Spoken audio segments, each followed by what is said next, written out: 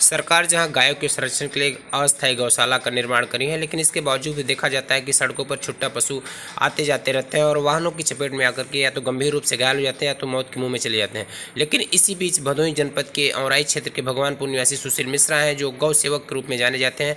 वो जो भी घायल गायें दिखती हैं उनका इलाज कराते हैं और मरी गायों का अंतिम संस्कार करते हैं। आइए देखते हैं क्या कहा सुशील मिश्रा ने इसके बारे में।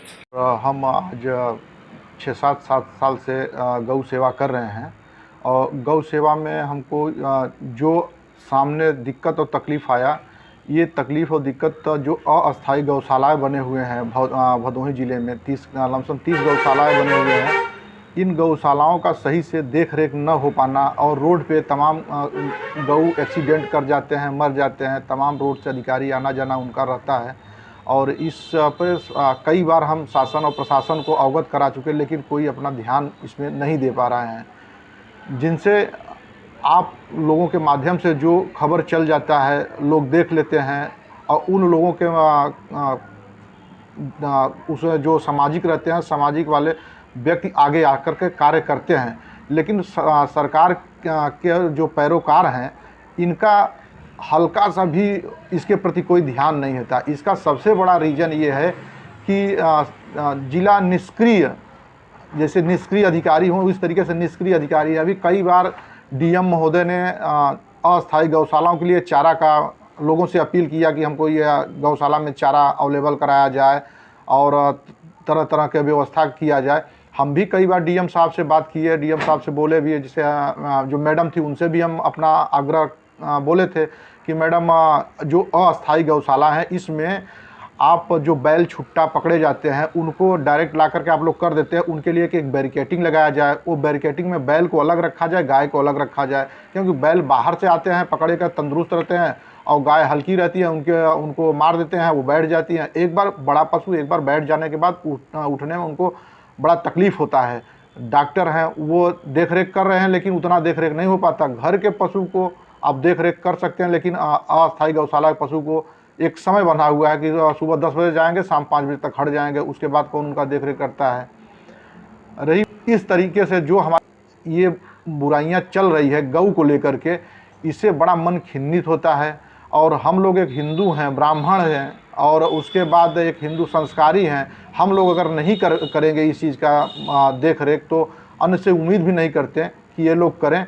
लेकिन लोगों से ये अपील है हमारी कि जिस माता का आप दूध पी करके, पौष्टिक आहार लेकर के आप तन मन धन से संपन्न होते हैं, उस माता को अनाथ न करें और अनाथ न छोड़ें। आप लोगों के माध्यम से ही हमारा जनता से अपील है कि किसी भी प्रकार के पशु हों, आप अगर उनका दूध दही, आपको ये पता होना चाहिए कि उनके दूध दही घी से भगवान को अर्पण होता है। हम लोग शादी विवाह में कहीं अगर जाते हैं, पहले सर्वप्रथम गौरी गणेश का पूजा होता है, तो उसमें गाय के गोबर से ही गौरी गणेश को बनाया जाता है। और उनके गऊ का माने गऊ के गोबर का इतना महत्व होता है कि वो पूजने के बाद ही शादी विवाह और शुभ कार्य संपन्न होता है। लेकिन तब पर भी लोग अंधे हो चुके हैं, अपने आँख पे पट्टी बांध करके गऊ को ला करके सड़क के डिवाइडर के बीच में छोड़ देते हैं, अस्थायी गौशाला में भेज देते हैं। तमाम ऐसे 4-4-5-5 दिन से गाय पड़ी रहती हैं, मर जाती हैं, कोई पूछने वाला नहीं रहता कि क्या करें क्या ना करें।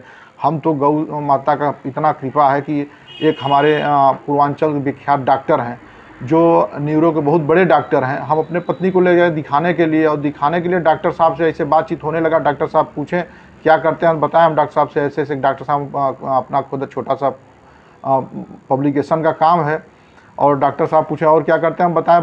डॉक्टर साहब पार्ट्स में गऊ का सेवा करते हैं। डॉक्टर साहब हमारे सेवा भाव से इतना प्रभावित हुए कि उस दिन से हमारी फ़ीस माफ़ कर दिए, कहें कि आप हमारे परिवार के एक सदस्य हैं, आप अगर गौ सेवा कर रहे हैं तो आप हमारे परिवार के सदस्य। ऐसे तमाम हमारे प्रकार भाई बंधु हैं जो हमारा हृदय से सम्मान करते हैं और हमारे एकदम साथ कंधे से कंधा मिला करके हमारा सहयोग और सपोर्ट करते हैं कि आप कहीं भी अगर पशु एक्सीडेंट कर जाता है तुरंत हमको फ़ोन करते हैं। फ़ोन के साथ साथ वो लोग ज़्यादातर कोशिश ये रहता है कि हमारे साथ रह करके उसके साथ जो भी अगर मर गया है तो उनको अंतिम संस्कार करवाते हैं, जेसीबी बुलवा करके।